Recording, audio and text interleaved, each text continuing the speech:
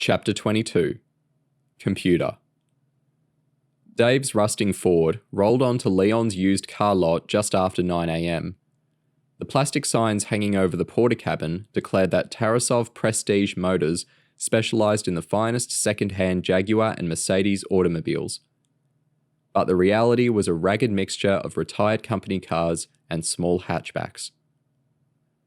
Not many people buy cars on a Wednesday morning, so Pete Tarasov didn't mind helping Dave fit the new compressor for the air conditioning and some other bits that they'd picked up at the scrapyard the previous day.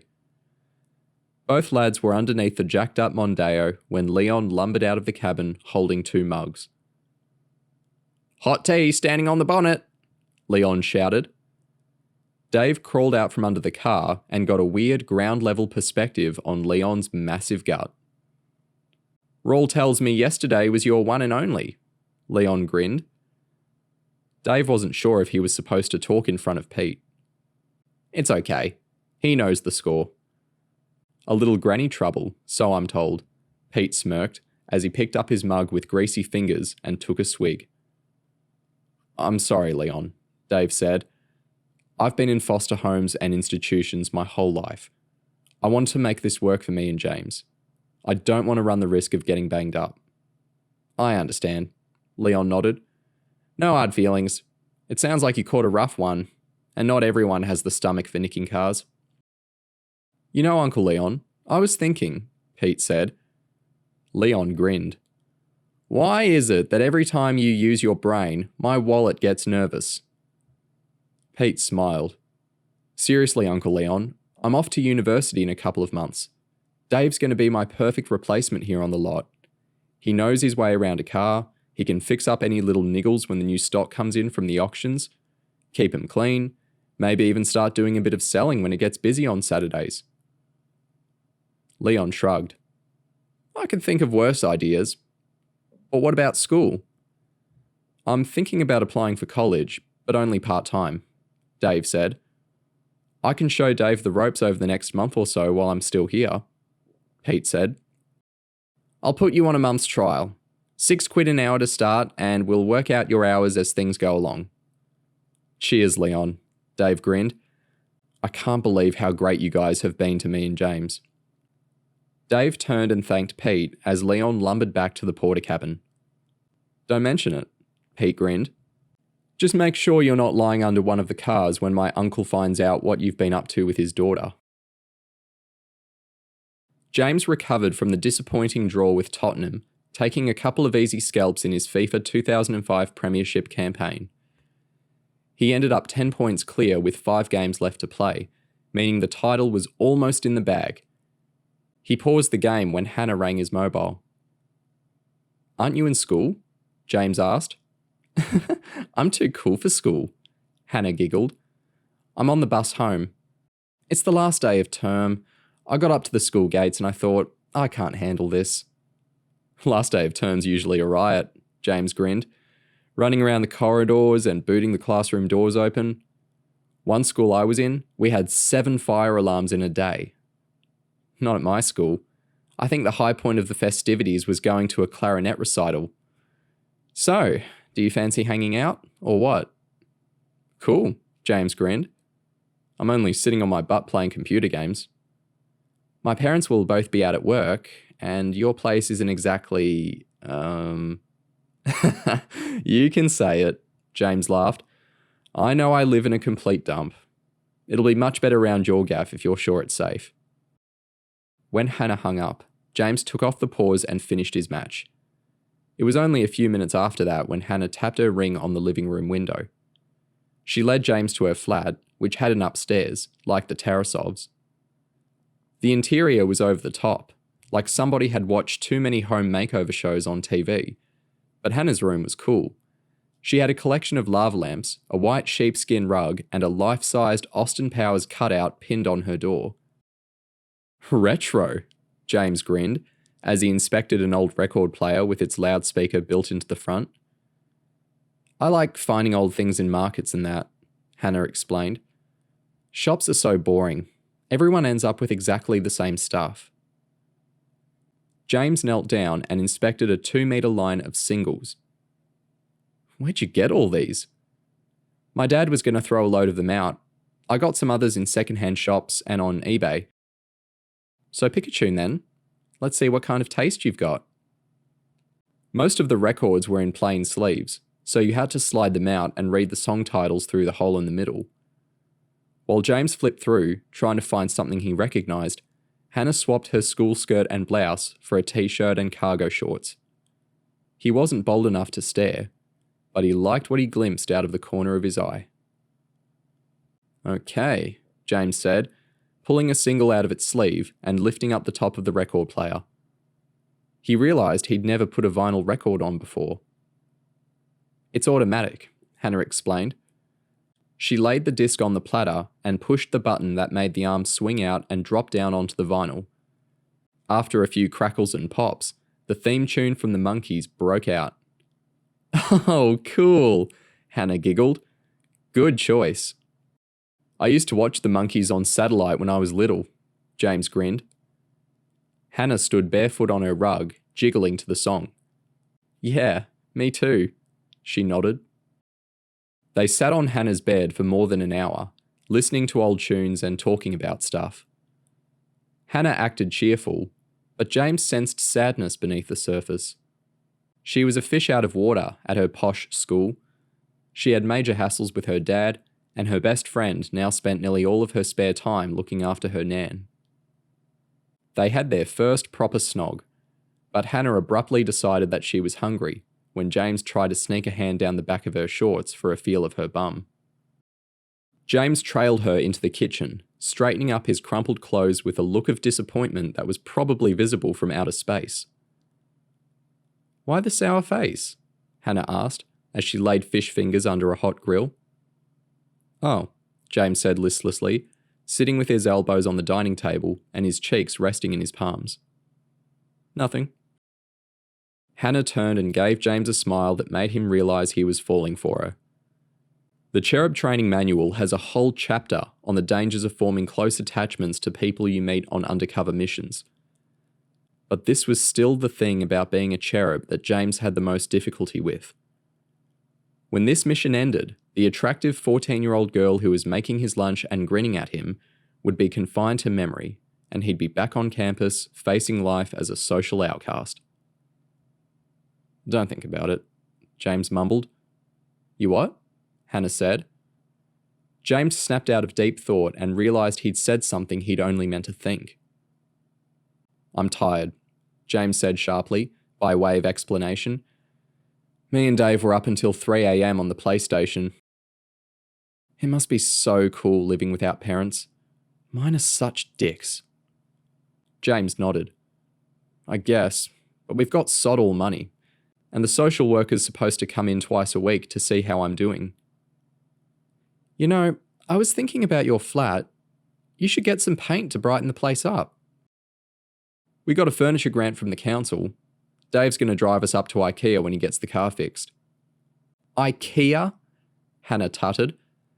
That place is the worst of the lot. Well, some of their stuff is dirt cheap. And your parents might be dicks, but they've kept you in nice clothes and fancy stuff for your room that me and Dave couldn't afford. I know, Hannah said, as she pulled out the grill and tried turning the fish fingers quickly without burning her fingers. I love my parents, James, of course. It's just, after what happened to Will, they're so strict.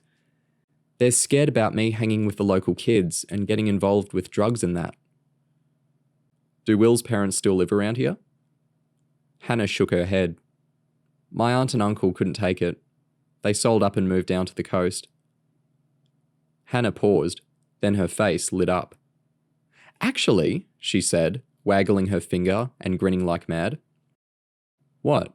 James asked. You just gave me an idea, James. When Auntie Shelley went, she didn't want anything of Will's. She threw out all his stuff, and I thought it was sad. So I went up there and rescued some of it. My dad's got one of the lockups over the back. There's bits of furniture, like Will's desk and chair. I mean, it's all sitting there gathering dust. Chapter 23. Stuff. The damp smell made James's nose tingle as Hannah opened the padlock door of her father's lockup. She flicked on a bare bulb. The space was a couple of meters wide, maybe 4 deep, and it needed a good tidy. There were boxes of books piled up to the ceiling, half-empty paint tins, old rolls of wallpaper, and a hover mower resting on a tatty armchair. "You don't even have a garden," James grinned. Will's stuff was all in one corner. Boxes of school books, an office chair, a wooden desk covered in aged Action Man and Power Ranger stickers, a bedside table, angle poise lamp, and even a dilapidated computer. "What do you reckon?" Hannah asked, as James stepped over a couple of folding chairs to get a closer look. "Yeah," James nodded. "I could definitely use a chair and desk in my room, for homework and stuff. You might as well have his computer as well. They go out of date really quickly, and it's just sitting there."